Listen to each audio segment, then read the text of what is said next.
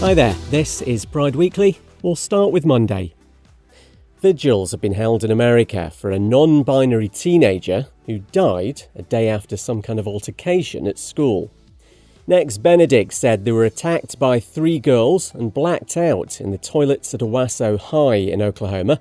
It's claimed the school didn't call for an ambulance or the police. Next, his family said there'd been bullying since a new law came in just under 2 years ago, meaning students have to use bathrooms according to their biological sex. ABC 7 heard from these people at a vigil in Southern California. My little sister, they're also gender nonconforming and queer. They're 16. It hits close. All children deserve to be loved and accepted and celebrated for who they are. This is a lot for all of us. This community has experienced grief like this so many times before. No official cause of death as yet, but police claim it wasn't due to trauma. A GoFundMe to cover funeral costs has now raised about $150,000. The bodies of an Australian TV personality and his boyfriend still haven't been found a week after it's alleged they were murdered.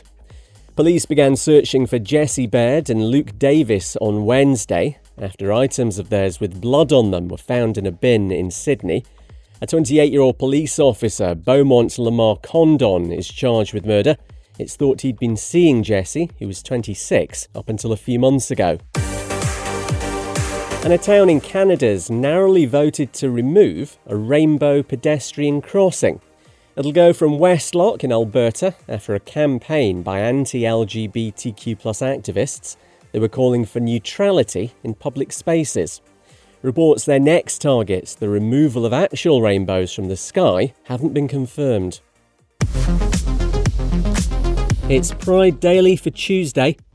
A man who was secretly dating a trans woman in the US has been convicted of killing her because of her gender identity. Daquay Lamique Ritter shot 24-year-old Dime Doe in South Carolina in 2019. He'd become more and more agitated in the weeks before, as people, including his other girlfriend, found out about the affair. Ritter could be jailed for life with no parole. One of the prosecutors in the case tells WLTX queer people will be protected. This case stands as a testament to our committed effort to fight violence that is targeted against those who may identify as a member of the opposite sex, for their sexual orientation, or for any other protected characteristic. The court case is a first in the US. America's already had prosecutions based on gender identity, but none have actually gone to trial. A police chief in Australia is apologising to the bereaved families of gay hate crime victims after an inquiry found officers were indifferent, negligent, dismissive or hostile. Karen Webb from the New South Wales Force says cases weren't adequately and fairly investigated over a 40-year period. The inquiry called for new inquests into the deaths of a number of men. And a collectible coin featuring George Michael's out now, made by the UK's Royal Mint. It reflects maybe the singer's best-known image in his leather jacket with aviator sunglasses and a cross earring. The design's by an Italian artist called Sandra Diana, who says she wanted to capture George's charisma. Lucky it wasn't a Maroon 5 coin then, she may have struggled. It's Pride Daily for Wednesday. 2 bodies have been found in Australia in the search for 2 gay men allegedly murdered by a police officer. TV presenter Jesse Baird and his boyfriend Luke Davis were found at a property 2 hours south of Sydney. They'd been missing for just over a week. Their alleged killer, 28-year-old Beaumont Lamar Condon, had been seeing Jesse up until a few months ago. He wouldn't cooperate with the police at first, but then provided the location of the bodies. Detective Superintendent Danny Doherty from New South Wales Police gave more information. Homicide squad detectives attended a location where they have located what they believe are the remains of Luke and Jesse. 2 surf bags have been found, covered with some debris. There's some other items of interest of significance that are also located. Jesse Baird was 26 years old and presented on Network 10 in Australia. Luke Davis, who is 29, was a flight attendant with Qantas Airways. And because of the killings, the New South Wales force has been uninvited from this weekend's Sydney Gay and Lesbian Mardi Gras parade. The event's organisers say police participation could intensify the current feelings of sorrow and distress among queer people. The force says it's disappointed by the move. And LGBTQ+ people are seen as needing more protection on social media than billionaires or Christians. So says some research involving about 9,000 adults in America. It's looked at levels of support for removing toxic posts depending on who's being targeted. When it's queer people, nearly 3/5 were in favour of taking messages down, compared with 36% for Christians and just 1/5 for billionaires. It's Pride Daily for Thursday. After the alleged murders of a TV presenter and his boyfriend in Australia, the country's Prime Minister says it's awful. The loss of these two young men, I feel for the grieving of the family, the friends. They obviously were full of life because so many people interacted with them, and it's a really tough day for as well the queer community. Anthony Albanese speaking to Australia's ABC News.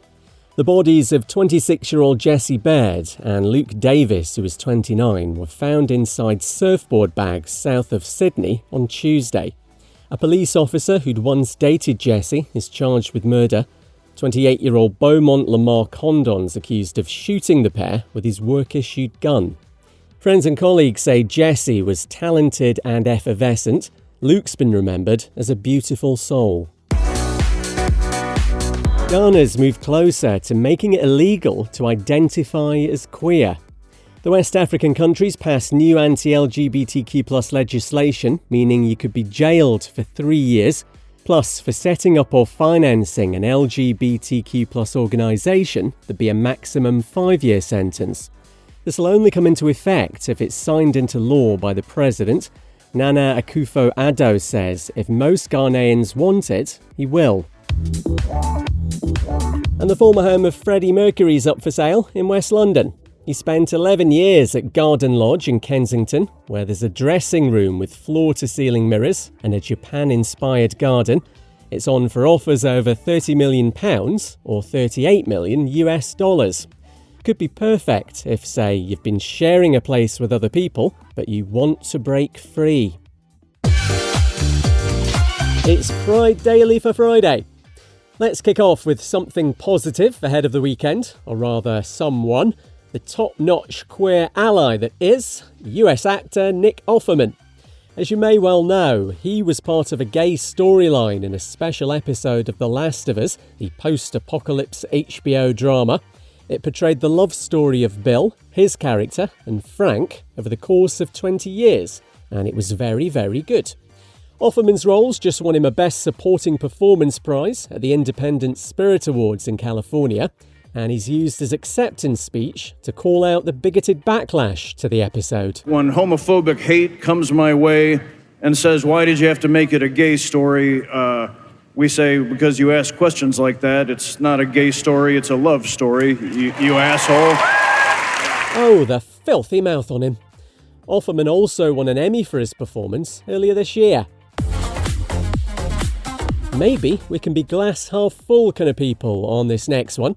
So, yes, the lower house in the Czech parliament has rejected bringing in same-sex marriage and full adoption rights for queer people, but it has agreed to give more rights to gay couples in a civil partnership.